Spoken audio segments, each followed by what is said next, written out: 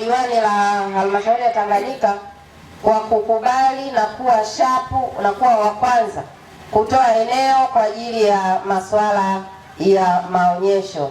Ameeleza kwa kifupi hapa Mheshimiwa Mwenyekiti wa halmashauri namna ambavyo mpango ulikuwa na namna ambayo halmashauri ambayo ingetangulia kutoa eneo basi ndio ingepewa heshima ya maonyesho ya mkoa kwenda kufanyika katika eneo hilo.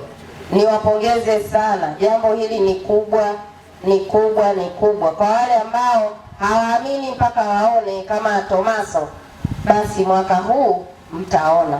Jambo hili ni kubwa. Hongereni sana Wanatanganyika, hongereni sana Wanakabungu, kwa sababu mmejisogezea maendeleo kabisa mlangoni mwenu, na najua mtanufaika sana. Hongereni mno. Lakini niwashukuru sana wananchi wa kata hii ya Kabungu na kijiji cha Kabungu kwa namna ambavyo mmeridhia kulitoa eneo hili kwa ajili ya shughuli za maendeleo tena za kimkoa. Hongereni sana na asanteni sana. Lakini namba 2, niwashukuru sana na niwapongeze sana kwa kulilinda hili eneo.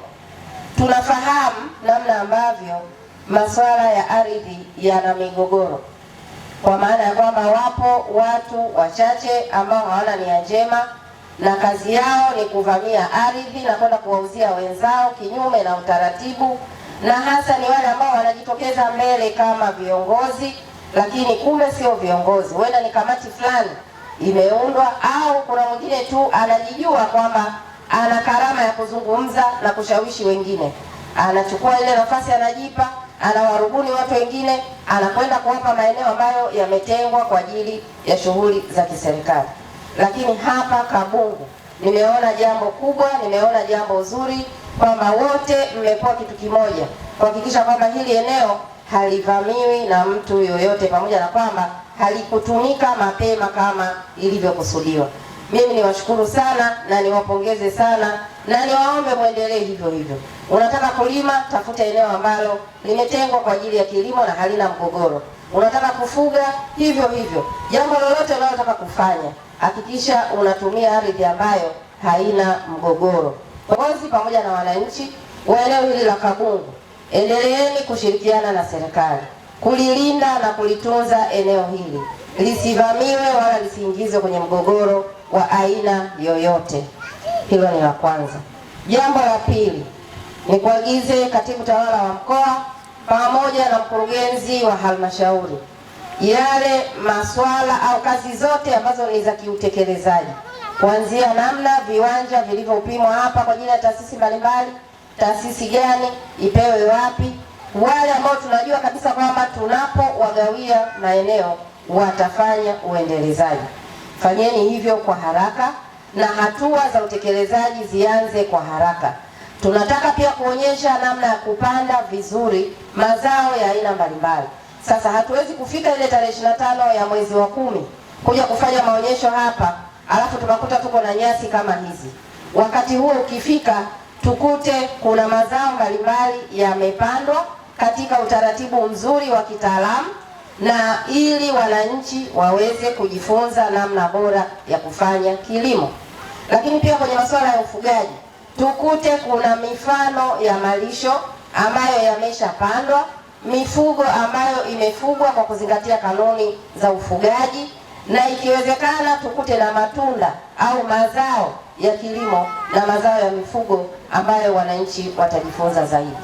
Nasema hivyo kwa sababu nafahamu ukitufugia hapa mbuzi wa kisasa tunaweza tukapata maziwa wakati huo, ng'ombe tunaweza tukapata maziwa, lakini tukifuga kuku hapa tutapata mayai pamoja na wanyama wengine.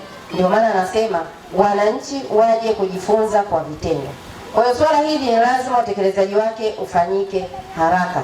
Ndani ya mwezi huu wa 6 kila taasisi iwe imeshaonyeshwa eneo lake, na uendelezaji, upandaji wa mazao hayo, ujengaji wa mabanda huku ya kufugia mifugo mbalimbali, mabwawa kwa ajili ya ufugaji wa samaki na kadhalika, vianze mwezi huu wa 6 mpaka mwezi wa 7, wa 8. Tukija hapa mwezi wa 10 tukute kila kitu kiko sawa.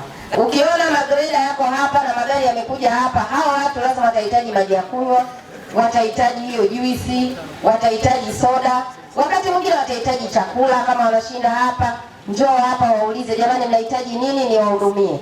Huwahudumii bure, unakuza mtaji wako. Kabungu oye! Basi mchangamkie fursa hizo, lakini wakati wa maonyesho utakapofika, mkurugenzi, usisahau na ile kamati yetu ya mkoa ambayo mnasimamia masuala ya ugawaji wa maeneo hapa, msisahau kutenga eneo maalum kwa ajili ya biashara ndogo ndogo za wananchi wetu wa Kabungu pamoja na wananchi wa Tanganyika na wengine watakaotoka ndani ya mkoa huu. Kwa maana hiyo, kuwe na eneo kabisa limetengwa. Unajua hapa, kama wewe ni mama ntilie, eneo liko hapa. Kama wewe unauza vinywaji baridi, eneo liko hapo. Unauza vinywaji moto, eneo fulani. Unauza bidhaa nyingine, sijui kuna nguo, viatu na mambo mengine. Tuwainue hawa wananchi wetu kwa kuwasogezea masoko karibu. Kwa hiyo zoezi ambalo linaendelea hapa sasa ni zoezi la usafishaji. Tunasafisha barabara, lakini pia tutasafisha na vichaka vyote vilivyopo hapa kwa ajili ya maonyesho. Baada ya usafishaji huo, utatengenezwa layout ya maonyesho ambao tutapanga vibanda vitakuwa wapi au wadau mbalimbali watakuwa maeneo gani. Sasa hii itafanyika baada ya kazi hii hapa ambayo inaendelea ya usafishaji.